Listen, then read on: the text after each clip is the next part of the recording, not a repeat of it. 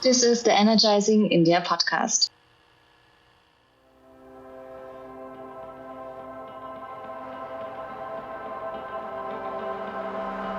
Welcome to the Energizing India podcast, a program that focuses on electric mobility in India, building a voice for the industry sector. My name is Ravin Mirchandani, and on this program, we focus on conversations with key industry protagonists and opinion leaders on what needs to happen to break the malice within the industry and create faster adoption for electric mobility in India. We've so far talked to regulators, grid operators, charge point operators, and a few OEMs, and today we go back to the OEM sector and speak to none other than Uday NARANG, Chief Executive Officer and founder of Omega Seiki Mobility.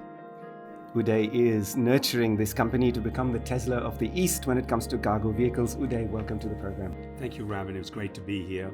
Beautiful campus you've got here. I'm really excited to be here and some of the products that you're doing and some of the great work that you and your teams have been doing. Thank you for inviting me. Thank you so much, Uday. It's a pleasure to have you here. You are an immense personality and we're learning a lot from you already today. I'm interested, Uday, you were born in New Delhi. You did an MBA in finance from the Stony Brook University. You stayed in New York. You were a hedge fund manager. You made a big difference to the sectors that you were in, including freight, cargo, finance. And then all of a sudden you decided you want to come back to India and create Omega Seiki Mobility in 2018. What gives?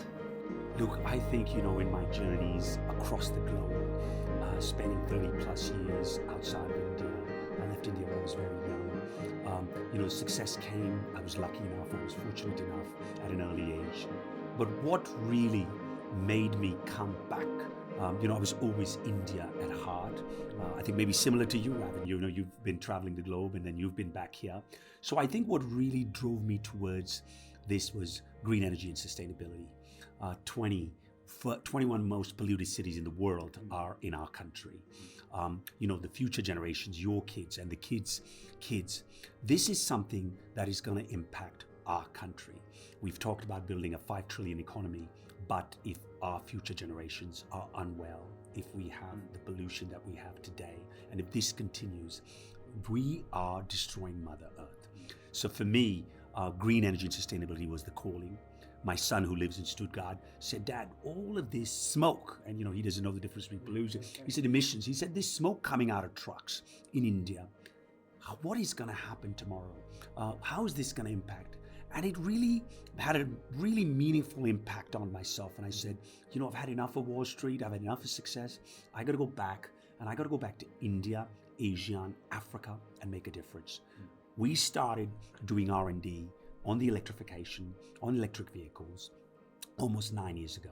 We spent a lot of time doing this, and about 5 years ago came the birth of OSM to make a difference. And for me, OSM is about finding solutions to the problems, but it's bigger.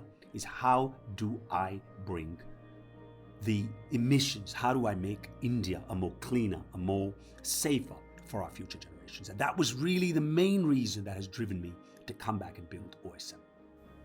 So one of the problems most entrepreneurs who've been overseas have when they come back is the mindset is very different in India. We have a very different operating environment. The business environment is incredibly complex. What are the sorts of challenges you faced, and how did you overcome them as a global leader coming to India to do business here?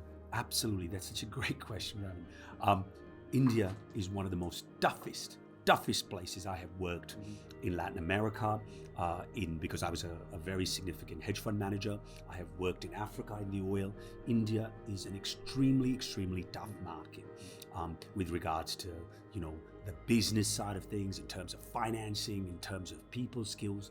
A lot has changed in the last, with this newer generation that we have. There's so many new young people that you have in your team, similar to what we are doing at OSM. There were challenges on the government side. There were challenges on the regulatory sides.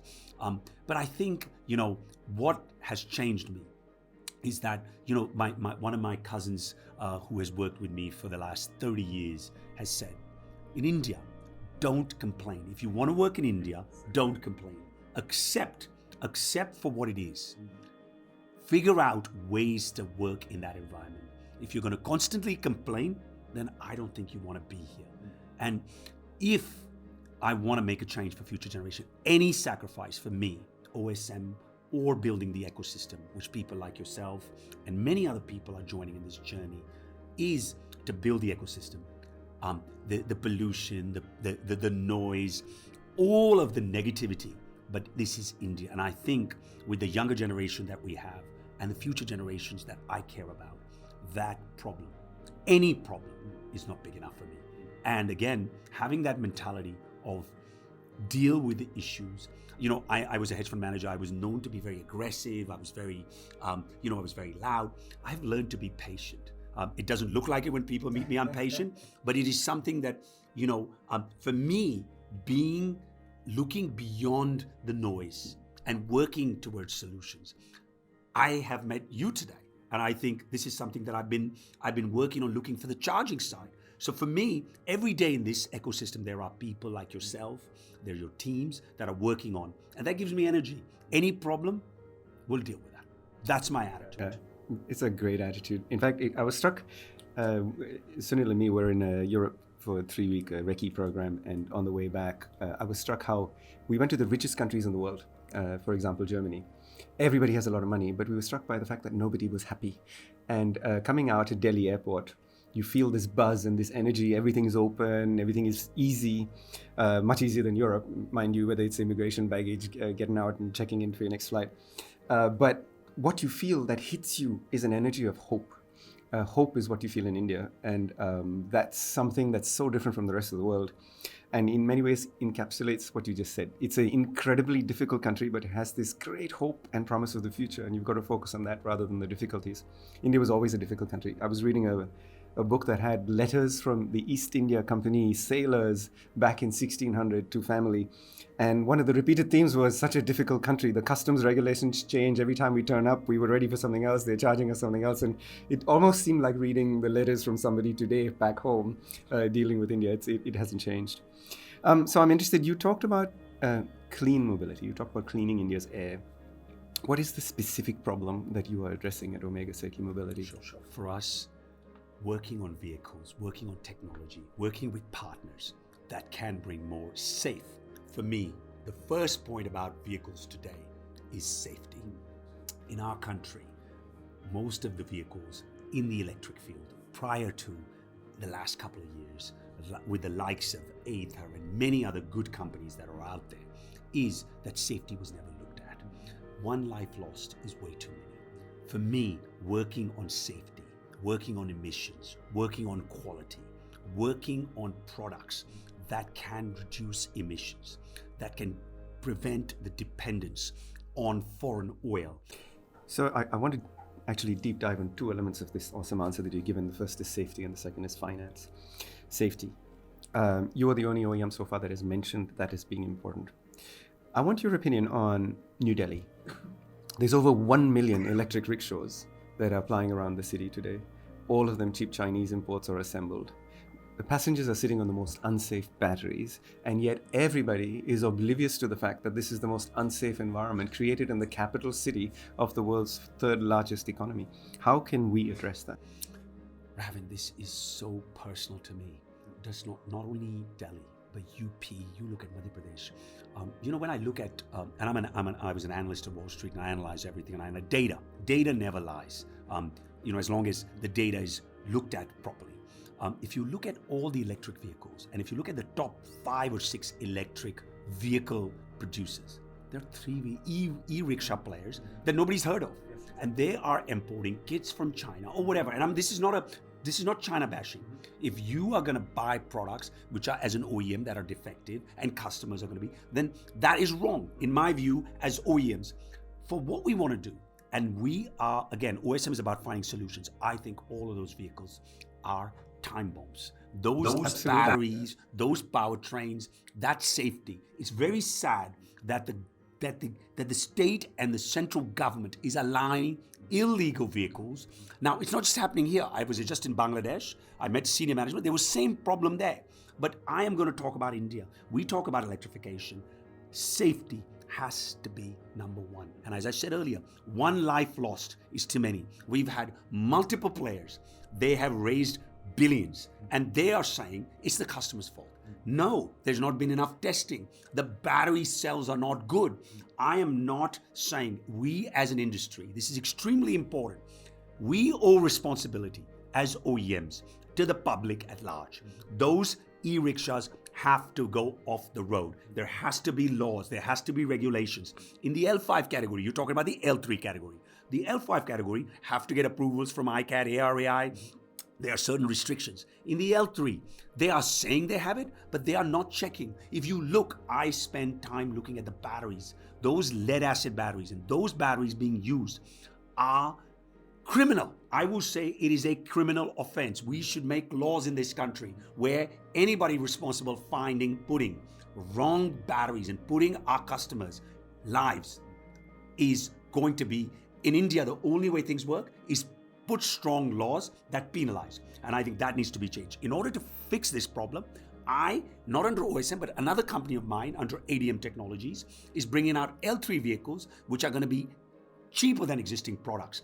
And we're going to be able to give you safety on battery, on life cycles, on emissions. So look, I'm not just complaining. I'm giving you the issue and I'm giving you solutions. I'm seeing some other players do this, but I will tell you, as a community of OEM, we are responsible for putting products right.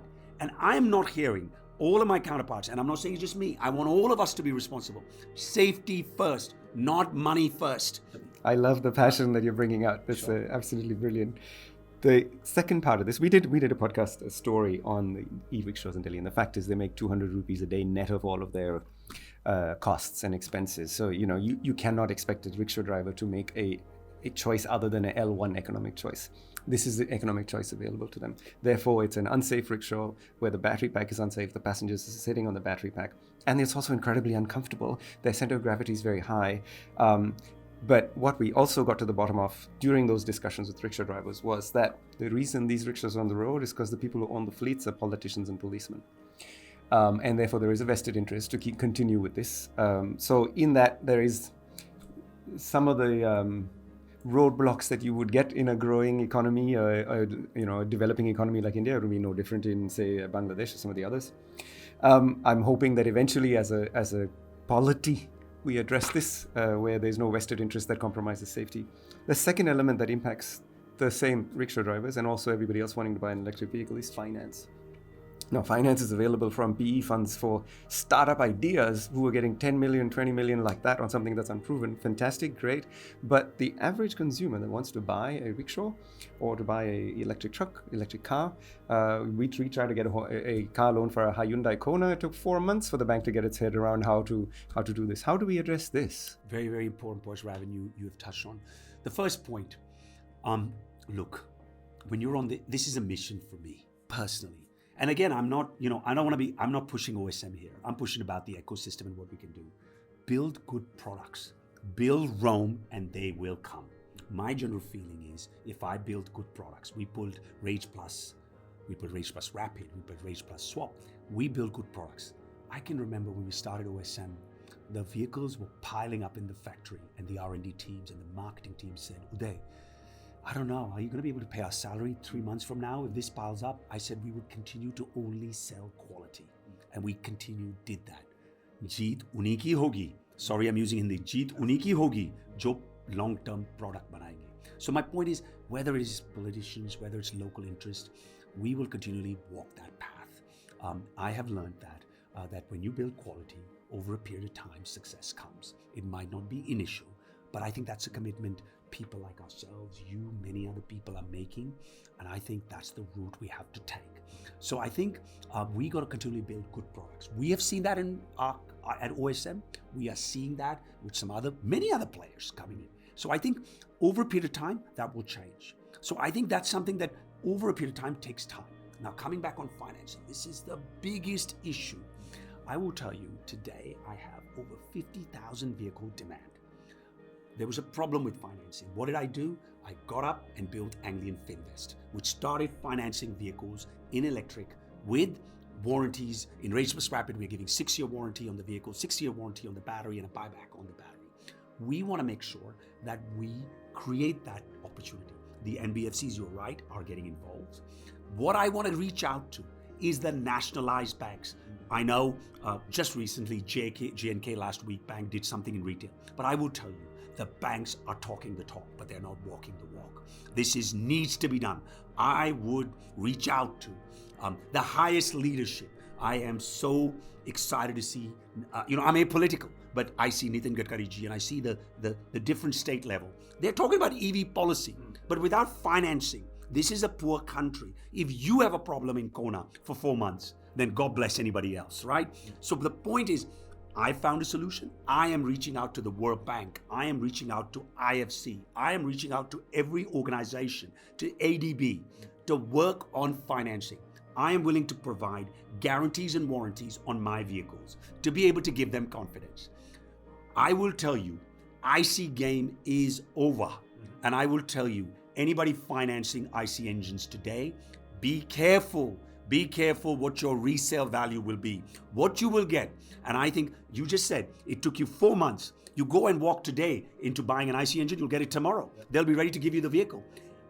I would say taking no risk is the biggest risk of all. And I reach out to all the banks, and specifically, not one state bank has done this. And I'm being probably, going to get penalized for this. But I think I would like, and I'm reaching out to banks myself to work on financing, whatever uncomfortness they have on terms of, warranties, I'm willing to give this, right? So that the ecosystem builds. I was a hedge fund manager for a long time. I'm working on a fund where I will put my own money and I will take partners in, where we will set up a fund for vehicle agnostic. It's not just going to be OSM.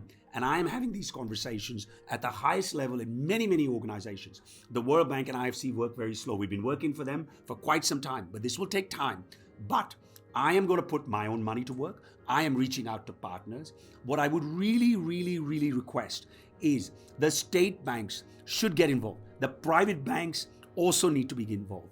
This will change the face of mobility. The moment we fix our financing, I will tell you, we will fill volumes. I just launched the passenger vehicle, the rural. I am working again, just like, देखिए, आजकल लोग कहते हैं suit boot की सरकार. I am worried about the rural India.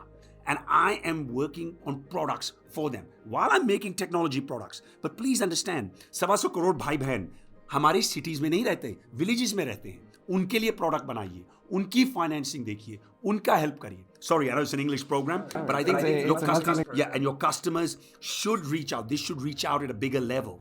That we need to make sure that we are thinking about consumers.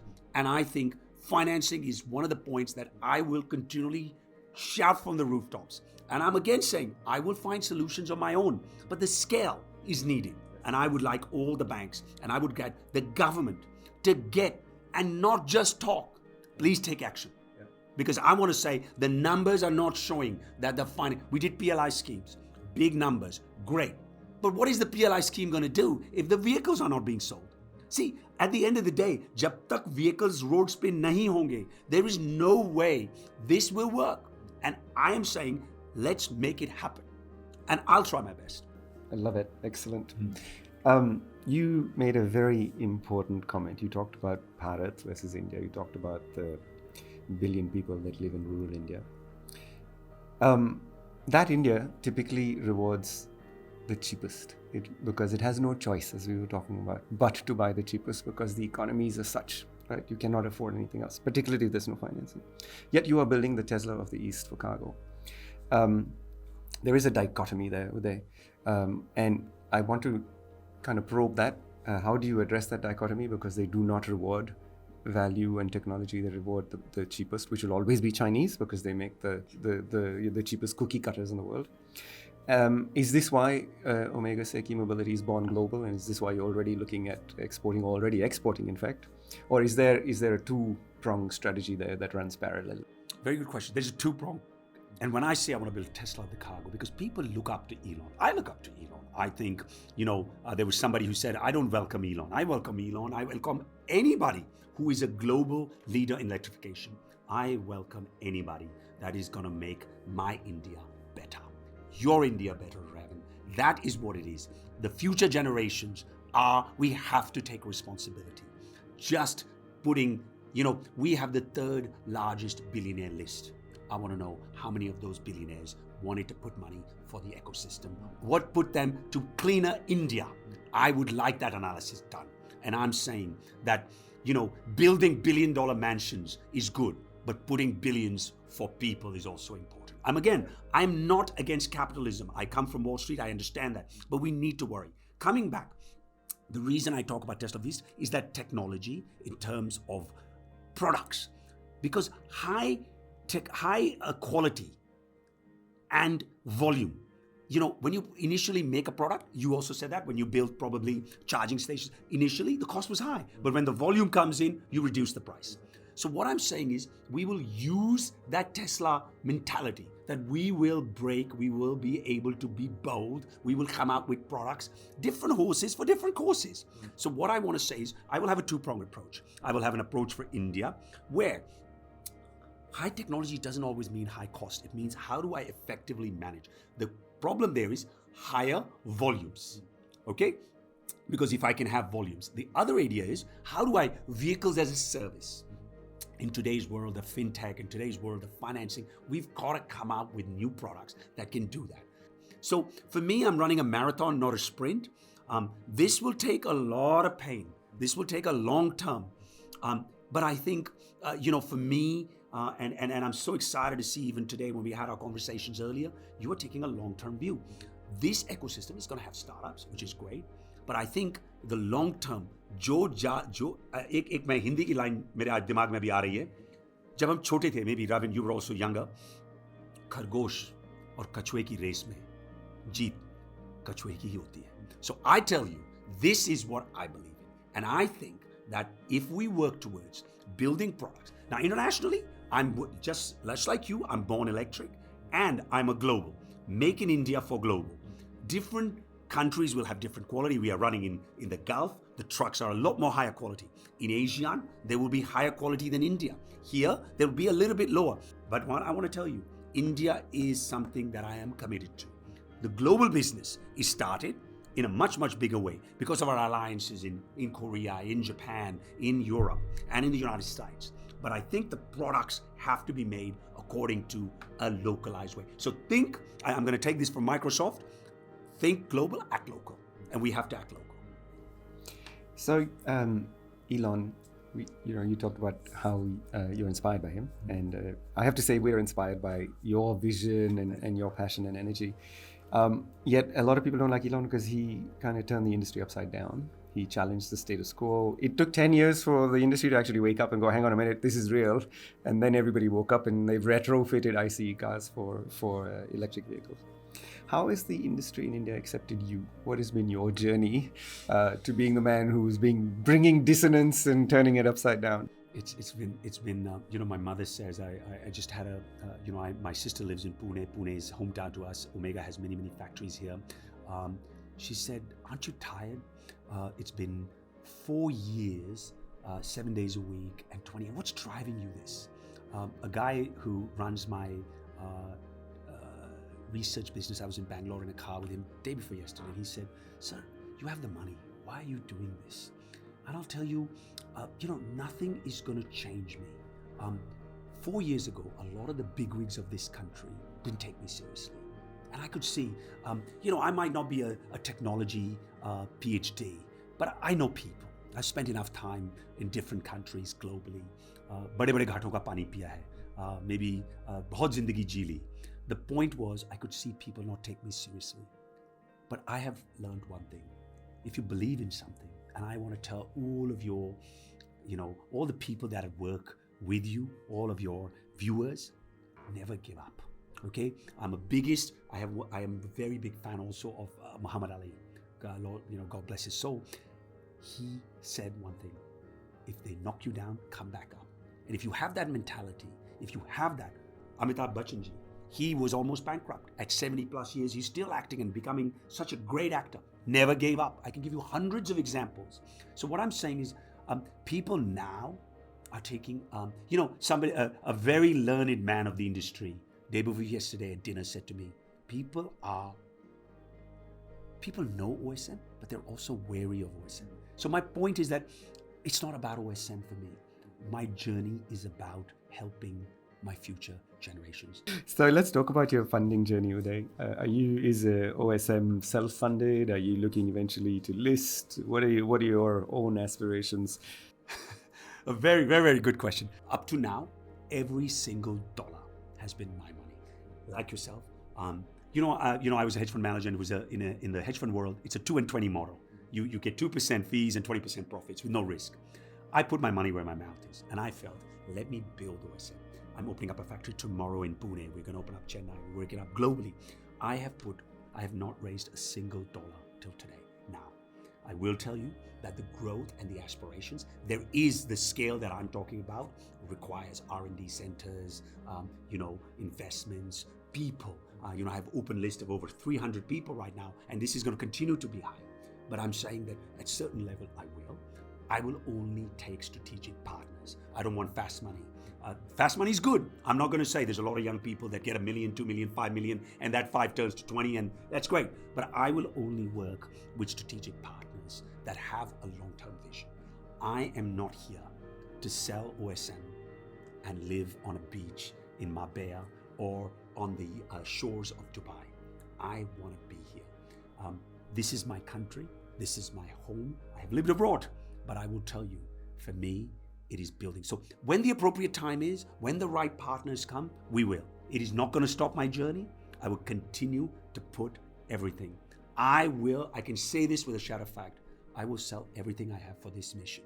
And I'm not going to say, for me, if I lose everything, I'll still come back. So for my vision is, we will do an IPO, maybe end of 23, early 24. Is it an Indian IPO or is it an? It depends. It depends because we're discussing multiple levels. But I am focusing right now on building better products. I'm a disruptor. I'm going to make everybody's life miserable, right? That's definitely going to be there, right? I'm going to make R&D centers that are 10 times bigger than me, right? I want all of you. And you know why? Not because I want to make your life miserable, because I want you to come up with a better product. And if you come up with a better product than me, that's better for the ecosystem. That's a lower cost. There's more efficiency. So see, it's I'm very complicated this way. In the sense is, if the ecosystem wins, I win. So talking about making people's life miserable, the last question we ask is the same question we ask to all the talent that comes to our podcast. And I apologize for the frivolous nature of this question, but it brings out a very pointed answer always. And the question is this, Uday, if you had the opportunity to be the Prime Minister of India for one day, just one day, and you could make any decision you wanted to facilitate faster adoption of electric mobility in India, what would that decision be? That's a great question, and I won't even flinch about it. I got it in my mind right here. I would make sure that we kick the behinds. I'm being very, very kick the behinds of the chairmen of all the state banks and say, look at this, find me a solution of financing. And I'm going to say as an OEM, I'll give you the answers. Financing, financing, financing. If we don't fix financing, EV story, you can build PLI schemes, you can give me all of this razzmatazz of, billion-dollar factories, super factories. जब तक product हमारे 125 करोड़ भाई बहन afford ही नहीं कर सकेंगे, जब उनके पास पैसे ही नहीं होंगे, तो who will buy that? So again, I'll say in Hindi, मैं मुद्दे की बात पे आता हूँ. Sit the financing and you'll see the game. Great answer. Uday, I'm loving your energy. It's been amazing to have you on the show. You have a passion that you don't very often see in any industry. We were privileged to have you in the Artemis studio today. Thank you so much for making the time and all the gyan that you've given us. We look forward to having you back on the show very soon. Thank you so much. And it was great to be here. I really appreciate it. And awesome. Really, really my day.